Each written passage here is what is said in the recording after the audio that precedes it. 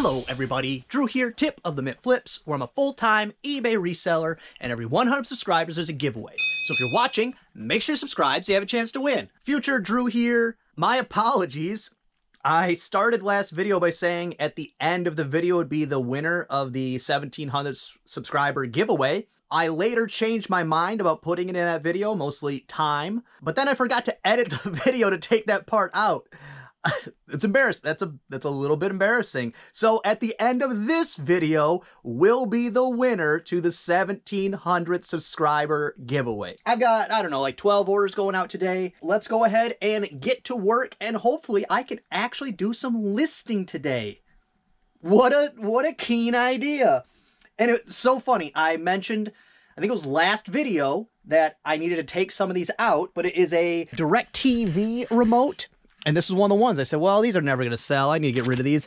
And it was almost immediately after one sold, which seems to be a thing that happens.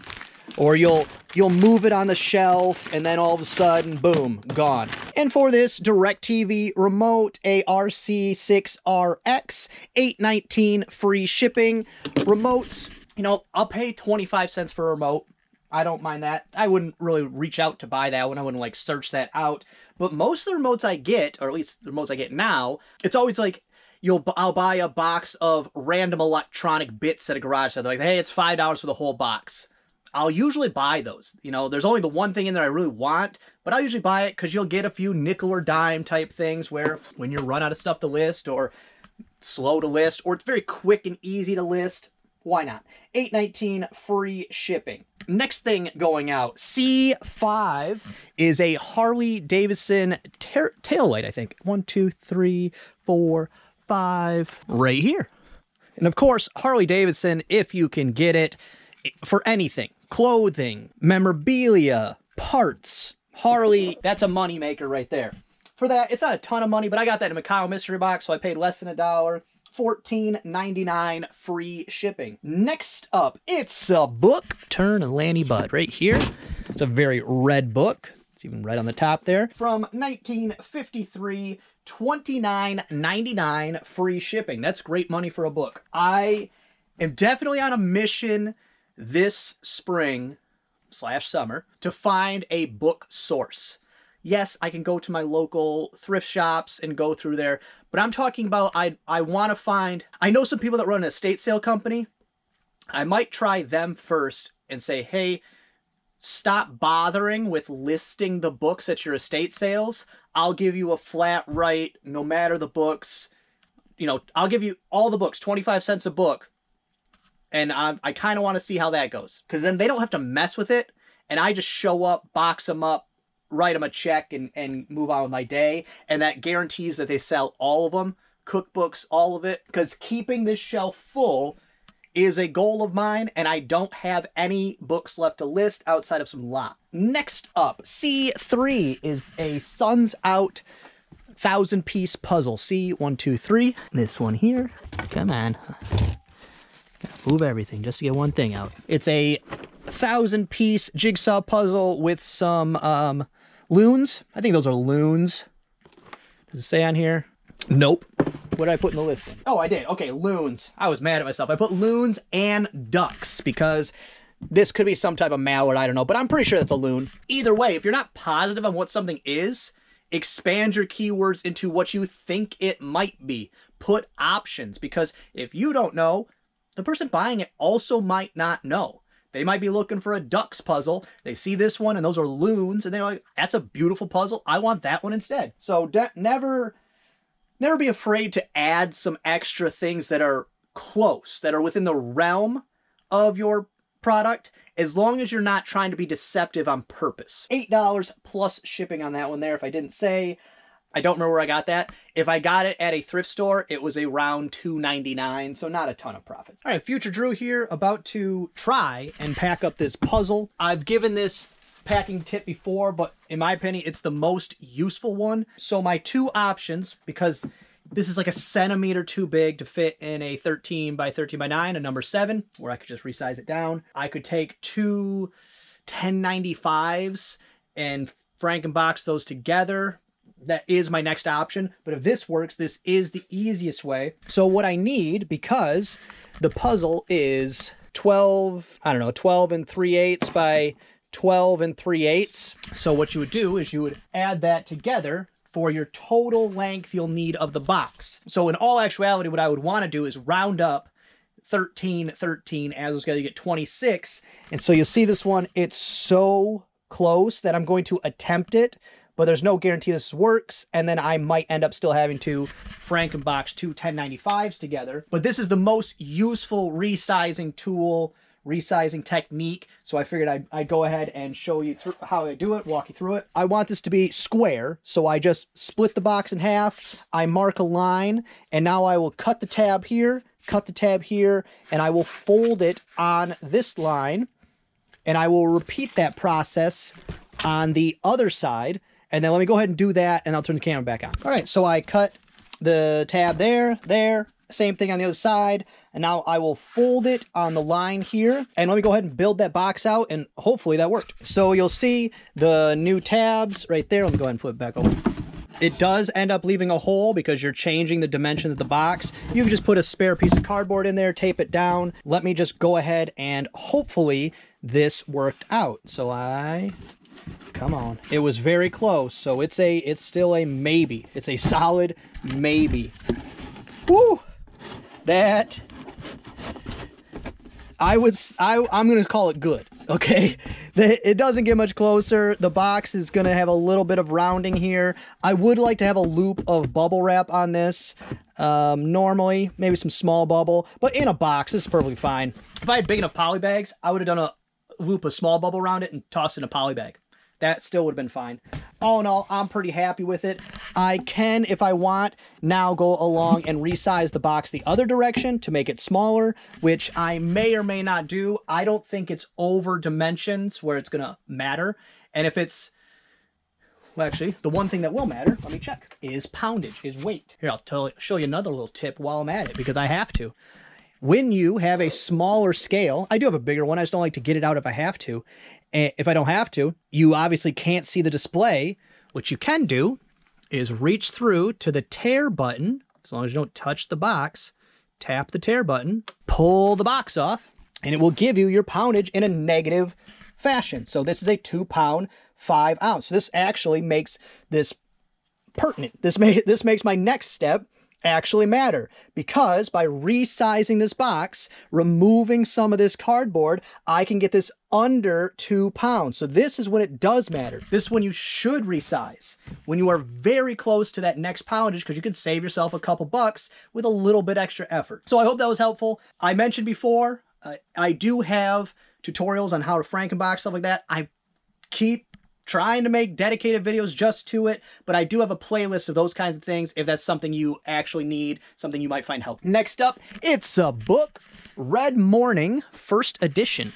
Were those right next to each other? Oh, off by one book. They were almost side by side. But this book right here, Red Morning, it is a first edition, 1967, free shipping, of course, media mail. And the books, they check all my boxes. You can get them cheap. You can list them quickly. You can pack them very easily, repeatable, cheaply. They store easy. They shelve easy. I can put a lot of inventory. I have seen, I only follow 2 booksellers. Back from Burnout, which all of you probably know who that is. And then the small town bookseller, or it's the small time bookseller, one or the other. If you're not following that one, definitely do it. I love his channel. I love it. But I distracted myself by how much I love his channel. I haven't really seen how he stores his books, because they're like in the background, but I'm not sure. But I know Back from Burnout, she does like this, like stacks of, I don't know, 10 books, something like that, next to each other. And I don't know. I don't know if that's a great way to do it. I don't know her system behind it. I don't know if she's got a, I'll search. I'll see if she's got a system behind how she does it. But I think in general, the larger booksellers, they do like I do my regular system, where it's just on C4 and you got to search through all of C4. I don't want to get that many books that I have to go to that point where it takes me much time. I like that all of my books are in alphabetical order. I look over, boom, it's right there. So that's why this is the max on books. I don't want to become a bookseller. This is kind of where I max out. If in the long run I did end up taking over some of this, which I have to down here for larger books, but if it ended up being a little more extensive out in this area, but I could still keep it alphabetized, I could see myself getting to that point. But again, I'd have to be able to source those books. What I know I will do this year is there's a large church sale that's every year. There's a very large Humane Society sale every year. And there's usually a bunch of books at those. And the Humane Society one's by donation. So that one, I will probably go the first day to source. And then I'll go back the second day to just source books, because then I can set it's by donation, I can set my price.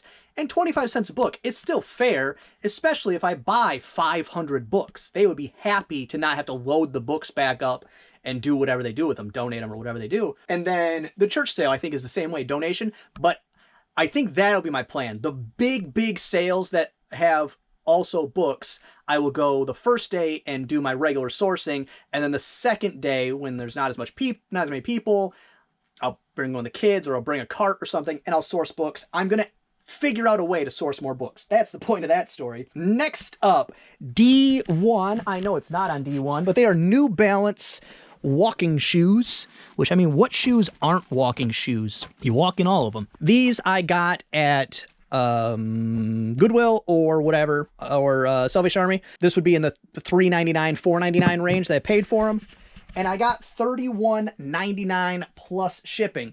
So I don't do clothes, but I will always source shoes. I mean, that's just, I don't know, they're too easy not to, as far as I'm concerned. But these ones, it was very funny. Someone sent me an offer, and I looked. Oh, cool, another sale. Somebody sent me an offer. I looked at the listing, and I remembered from a while back, I was supposed to fix the listing. I had a mistake in the listing. I had them listed as men's, and they are women's shoes. And so I didn't accept the offer, fixed the listing, and then they immediately sold. $31.99 plus ship. That's great. Next up is a CD. Vader Deer Proof. I don't know. You see the name on the screen. You pronounce it. It is this one. And what this is the insert from a CD. This is probably a death metal band, if I had to guess. And the actual CD, it just doesn't have the original jewel case. I got a bunch like that in a Mikhail mystery box. Jen was like, why would he send us these? And I said, well, these death metal bands, I guarantee that's worth money. That one I think was listed $14.99 free ship. And I got I accepted an offer, $10 free shipping for a CD. And I used to have a bunch of CD mailers. They are great. They make it very easy. And if I was listing a bunch of CDs again, I would probably buy, 100 count of them or something like that. But I don't foresee me doing that again. The only reason I did in the first place, because I listed my own personal CD collection. And once I ran out, all I do is the exact same thing. I take a piece of cardboard and I just wrap it around it, and I put it in a poly bag instead of just putting it in a wrap of cardboard, jewel case, pre-made box. Because they're not super cheap. They're less than 50 cents, but it's close to 50 cents a piece. So that's too much into the margins for me. And this, I don't know if there's a nefarious thing for this. I'm just noticing it again. eBay, I'm not going to say that they're doing it on purpose to be, like I said, nefarious, or like to purposely lie. Is eBay purposely lying to us? I don't know. But my ship by date on my phone is accurate. Like this CD, it says ship by Friday. I have 2-day handling. That's accurate. But then go up to the computer, it says ship by Thursday. And that it's a day off on all of my items except for the ones that are supposed to go out today. And it's been like this for a while. I don't know if it's consistently always like that, but are they purposely trying to lie and change it? Is it a glitch in the system? I wouldn't put it past them that they're lying, because it makes them look better. It's better for their business the faster you get stuff out. But I have 2-day handling, so I don't care what they think about that. I hope that they're not doing it on purpose. If you use only your computer, it gives you a false sense of like how much time you have to actually do your job. and maybe you don't even think about it, and you're just busy, and all of a sudden you're like, oh, I got to get this out today. I got to get this out today. When in reality, that's not how your business is set up. Is that just mine? Does your phone match your PC if you use both? Check, let me know, because I don't like it. I ship, when I pull orders, I go from my phone. I look at both of them every day, so they're not going to trick me. eBay ain't going to trick me. But I just don't like it. If they're doing it on purpose, I really don't like it. If it's on accident, it makes them look stupid. Next up, A5 is a vintage set of dominoes. 1, 2, 3, 4, 5. Right back here from Cardinal. And these, I think, are double 6. No, these are double 9. Double 9 dominoes, $9 plus shipping. These I sell these often. These domino box sets, usually from Cardinal. But don't pay thrift store prices for them, because like I said, $9 plus shipping, and they're heavy. The shipping is more than the item itself. If you get them at a garage sale for $1, the sell-through rate's pretty good. Next up, it's a book. It's a good book. The autobiography of blah, blah, blah. Somebody, I don't know, French, Spanish, Italian, not English, and I am not bilingual. I'm barely lingual. Oh, I'm looking way down. Like I said, barely lingual. I'm looking at the bottom, and it's up top. Okay, it's up here. The spine is very faded, so it was hard to see. But this one right here, and this is a very expensive book. I got $49.99 free media mail shipping. What this is a autobiography of an artist I've never heard of, and it's got color prints of their different works inside of it. And in better condition, I think that's about a $100 book. It might maybe a $75 book. Artists you haven't heard of, their books are usually worth more than the artists you have heard of, because of supply, demand, things like that. Book sales they've been keeping the wheels on over here. I'm loving it. And that one that just came in, I go ahead and pull it. It is also a book. Journey to Alpha Centauri. Right here. And this is possibly a rebinding. I think it is, actually. So that's probably a much more valuable book if it's got the original binding on it. Because a lot of the books I had were ex-library copies. Or ex-libris, or whatever you say. But for that one, on sale, $20.49 free shipping. So what do we have in book sales here? Let me look. So you got 20, 50, another 20, 30. This is $120 in books. Of course, you got to subtract fees, shipping costs. Shipping costs are minimal. Therefore, fees stay down at least because your shipping costs are lower. And something I always forget to mention, but Julian always points it out to me in the comments. Thank you so much. Finally, it'll make it in the video. You actually also get fees on taxes, which is the most ludicrous, just insanity that you get fees on taxes. I understand because they have a payment process system that they have to charge some amount of money, but it shouldn't still be the 13% or whatever on taxes. That should almost be criminal. So then when you sell to a state, like the only one that comes to mind, like California, where their taxes are much, much higher, now I'm not only paying extra money for shipping fees to ship it across the country, I also have to pay extra money for taxes fees on things I'm shipping across the country. I don't know other states that have high fees. New York? Is that one? High taxes, I mean. But I don't like fees. They're not a friend of mine. But overall, pretty good sales day. Oh, and I also mentioned last video that I started listing some individual cards on TCG Player, which is a individual trading card game listing site. It's not for everybody, but it is the easiest platform I've ever worked with. And I'll tell you why it's not for everybody. Because I got my first sale. And it is this cute, fat Pikachu right here. And after shipping charges and fees and all of that, stamp, because this will go in a regular USPS envelope. I mean, a regular envelope and shipped USPS with a stamp. After all of that and cost of goods, I will end up with about 90 cents. Right. So you're like, why would you possibly, you're just talking about last video, pulling stuff out of your store because there's not enough profits. And all, don't waste your time on things that don't make you enough money. This is a little different, and I'll go off on a little tangent. I'll try to keep it short. on why I would do this, okay? Why I would make 90 cents on something. Like, how is that possibly worth my time? When you buy a collection, you can cherry pick the best stuff, sell that, and then donate the rest, throw the rest away, whatever. But what you be throwing away is, like a collection I bought, there's probably 100 to 200 cards that I'm going to make about 90 cents off of when all is said and done. So that's an extra, $100, $200. So when you're dealing with bulk, when you're dealing with collections, you kind of have to. And the goal isn't to sell to 200 people this card. The goal is to have enough product in your store so that when they buy a $45 card, they also look through your store and pick a couple $1 cards, a couple 25-cent cards. And how you keep from having to deal with the 25 cents cards is you make the shipping on them expensive.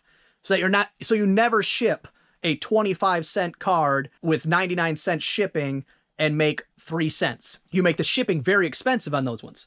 So then when they're picking through, they pick a bunch of your 25-cent cards, your cheap cards to go with it, so that they're not individually going from different sellers, because people that play the game or have collections, they buy more than one at a time usually. Because if they do buy them from individual sellers, you buy this card, 25 cents plus 99-cent shipping. This card from different seller, 25 cents plus 99 shipping.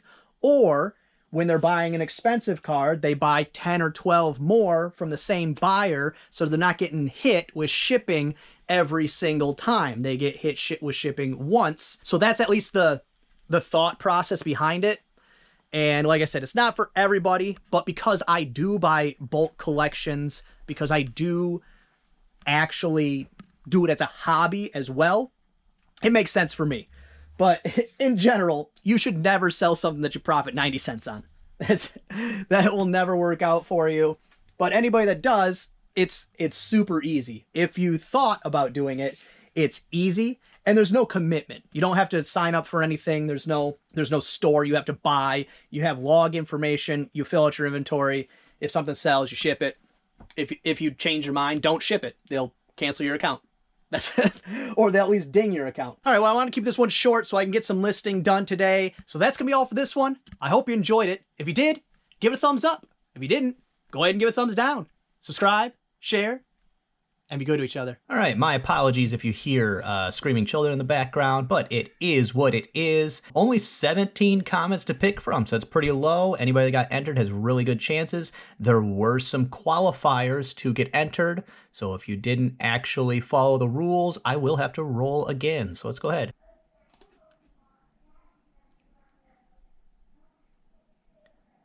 Here we go, Kathy Black. No sports for me, but I live a summer, I'm pretty sure it's supposed to be I love, but I love a summer picnic and a nap outdoors. I do remember mentioning that I might have to try these outdoor naps because it's probably quieter napping on the side of the road than it would be trying to nap in my own house. So Kathy, congratulations. You are the winner. Either reach out to me through Instagram or through the Facebook group. Both links are in the description, and we will get your prizes sent out to you. Just really neat. Hey, little Jeep. Do they ever really fix things? I have no idea what this is. What do I care? Let's go. I'm good at this.